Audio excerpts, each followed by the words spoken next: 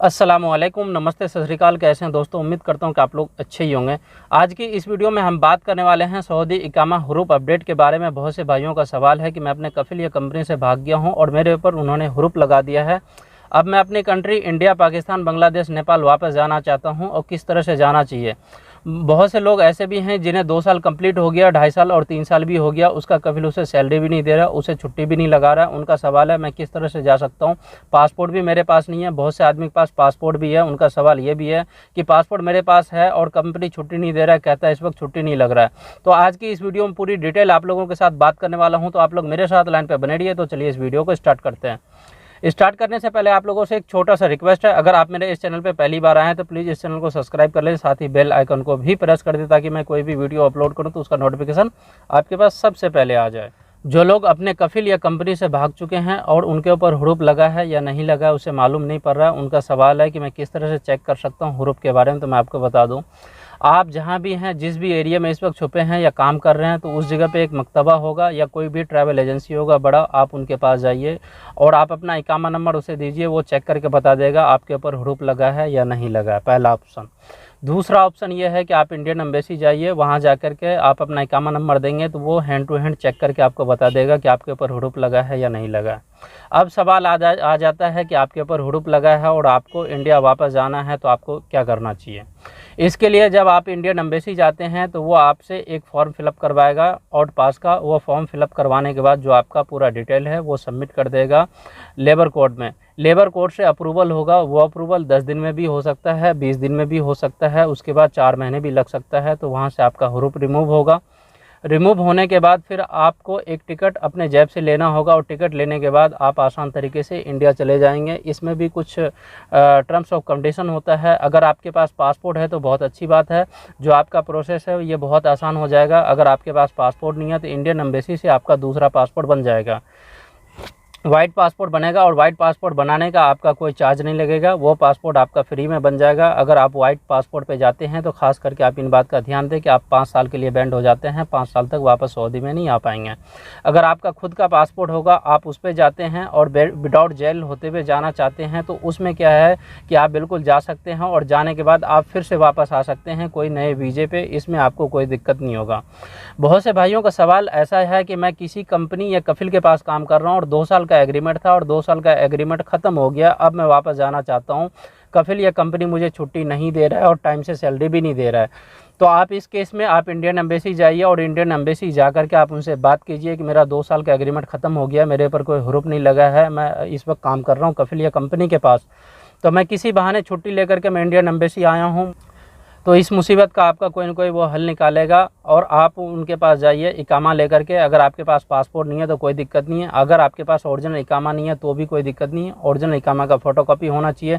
अगर आपके पास इकामा का भी फ़ोटोकॉपी नहीं है तो पासपोर्ट का फ़ोटोकॉपी होना चाहिए। आप इंडियन एम्बेसी जाइए, जाने के बाद वो फॉर्म फिलअप करेगा, उसके बाद ही कोई रास्ता निकलेगा। बहुत से भाई ऐसे भी कह रहे हैं कि मैं इंडियन एम्बेसी को अगर ट्विटर पर ट्वीट करता हूँ तो क्या मुझे वो रिप्लाई देगा या नहीं देगा, या आउट पास के लिए हम ऑनलाइन फॉर्म भर सकते हैं नहीं भर सकते हैं। तो आप ऑनलाइन फॉर्म भर सकते हैं आउट पास के लिए। अगर आप ऑनलाइन फॉर्म भरते हैं आउट पास के लिए तो फॉर्म भरने के बाद आपको इंडियन एम्बेसी जाना ही होगा 100%, और जाने के बाद इकामा की कॉपी और पासपोर्ट की कॉपी आपको जाके सबमिट करना होगा और आपको साइन करना होगा। तो मैं आपको बता दूं कि ऑनलाइन फॉर्म भरने का आपको कोई फ़ायदा नहीं है, आप ऑफलाइन फॉर्म भरिए, आप इंडियन एम्बेसी जाइए। आप इंडियन एम्बेसी जाते हैं तो वहाँ जाकर के आप 2 बात एक्स्ट्रा भी कर सकते हैं। जो आपके मन में डाउट है, जो सवाल है, आप वो सवाल भी कर सकते हैं, उनका आपको जवाब मिलेगा और आपको तसल्ली भी होगा बहुत आसान तरीके से। जैसे कि एग्जांपल के तौर पे मैं आपको बता दूं कि एक भाई है जिन्होंने इंडियन एम्बेसी को ट्वीट किया था। उन्होंने क्या बोला है, एक दानिश भाई है, इन्होंने इंडियन एम्बेसी को ट्वीट किया है। ट्वीट में लिखा है, गुड मॉर्निंग सर, मेरा नाम दानिश है, मेरे ऊपर हुरूप लगा है। मैं थोड़े दिन पहले इंडियन एम्बेसी आया था और 86 दिन पहले मैं इस फॉर्म को फिलअप किया था। मेरा EMB नंबर ये है। तो इंडियन एम्बेसी ने इसे जवाब में दिया है, your exit is under process with Saudi authorities, will from your soon. मतलब जो इनका डिटेल है वो सऊदी अथॉरिटी को सेंड कर दिया गया है, वहाँ से अपडेट नहीं आया है। इसका 86 दिन हो गया, तकरीबन 3 महीने हो गए। तो ये 3 महीने भी हो सकता है और 4 महीने भी हो सकता है, पर उम्मीद है कि बहुत जल्द क्लियर हो जाएगा। अगर आपने भी फॉर्म भरा है तो आप इंडियन एम्बेसी में जाके बात कीजिए। एक और भाई है, ये नईम खान, इन्होंने इंडियन एम्बेसी को ट्विटर किया, इस पर लिखा है, आउट पास के लिए कहाँ पर अप्लाई करना होगा, रियाद आना होगा या ऑनलाइन अप्लाई करना होगा। तो इंडियन एम्बेसी से जवाब मिला है ऑनलाइन अप्लाई करके प्रिंट आउट आप साथ लाइए और इंडियन एम्बेसी में आपको सबमिट करना होगा, उसके बाद ही इसका कोई भी प्रोसेस होगा। तो आप ध्यान रखें कि ऑनलाइन आपको फॉर्म भरने का कोई फ़ायदा नहीं, आप इंडियन एम्बेसी ज़रूर आएँ। अब हम बात कर लेते हैं, बहुत से भाइयों का सवाल ऐसा है कि मैं इंडियन एम्बेसी गया हूँ और चक्कर काट के थक गया हूँ, इंडियन एम्बेसी वाला भी सुन के राज़ी नहीं है और लेबर कोर्ट में भी केस डाला हूँ, अभी तक कोई सुनवाई नहीं है, मुझे क्या करना चाहिए, मुझे वापस अपनी कंट्री जाना है। तो इसके लिए आपके पास एक रास्ता और है कि आप पुलिस में पकड़वा के जा सकते हैं।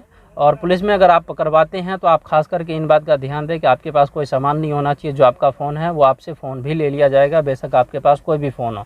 अगर आप पुलिस में पकड़वाने के लिए जा रहे हैं तो आपके पास नॉर्मल फ़ोन होना चाहिए, आप एंड्रॉयड फ़ोन लेके मत जाइए, आपका फ़ोन चला जाएगा। पकड़वाने के बाद आपका 10 दिन भी लग सकता है, 15 दिन भी लग सकता है, 1 महीने भी लग सकता है।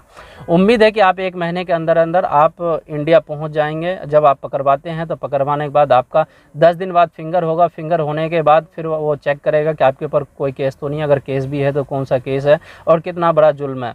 उसके बाद इंडियन एम्बेसी को इन्फॉर्म किया जाएगा, इंडियन एम्बेसी से आपका वाइट पासपोर्ट जारी होगा और वाइट पासपोर्ट जारी होने के बाद फिर आपका टिकट होगा, टिकट होने के बाद फिर आप इंडिया जा सकते हैं। अगर आप जेल में 1 महीने तक बंद हैं तो बहुत से भाइयों का ऐसा भी सवाल है, अगर मैं पुलिस में पकड़वाता हूँ और 1 महीने या 1.5 महीने तक जेल में बंद हो जाता हूँ तो इस दौरान क्या मैं अपने फैमिली से बात कर सकता हूँ।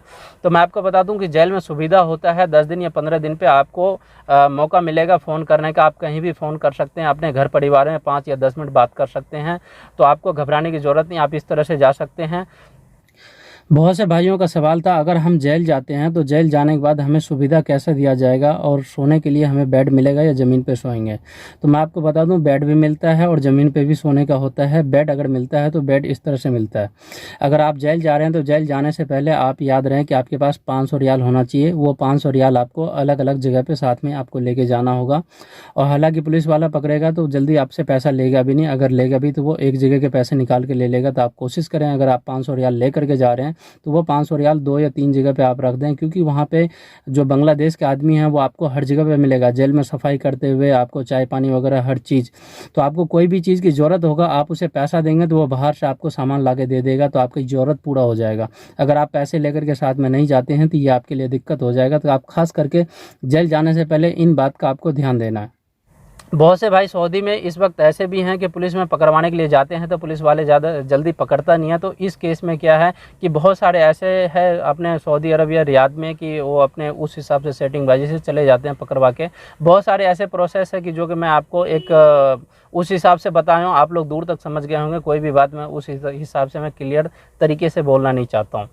तो ये 4-5 अपडेट आया था और मैं चाहूँ कि हुरूप वाले इस वक्त बहुत परेशान हैं, तो हम और आप मिल करके कुछ नहीं कर सकते हैं। अल्लाह से दुआ कर सकते हैं या भगवान से प्रार्थना कर सकते हैं कि किसी भी तरह से जो भाई परेशान है उसका परेशानी का हल निकल सके। तो आप इंडियन एम्बेसी जाइए या लेबर कोर्ट जाइए या किसी पुलिस वाले से पकड़वा के आप इंडिया चले जाइए, इसी में भलाई है और कोई रास्ता नहीं। उम्मीद करता हूँ कि ये वीडियो आप लोगों को अच्छा लगा होगा। तो मेरे इस वीडियो को लाइक कीजिए, सब्सक्राइब कीजिए और दोस्तों में भी शेयर कीजिए। इस वीडियो के डिस्क्रिप्शन बॉक्स में मैं इंडियन एम्बेसी का ट्विटर का लिंक, उसके बाद इंडियन एम्बेसी का एड्रेस और भी ऐसे बहुत सारे लिंक हैं मैं डिस्क्रिप्शन में दे रखा हूँ।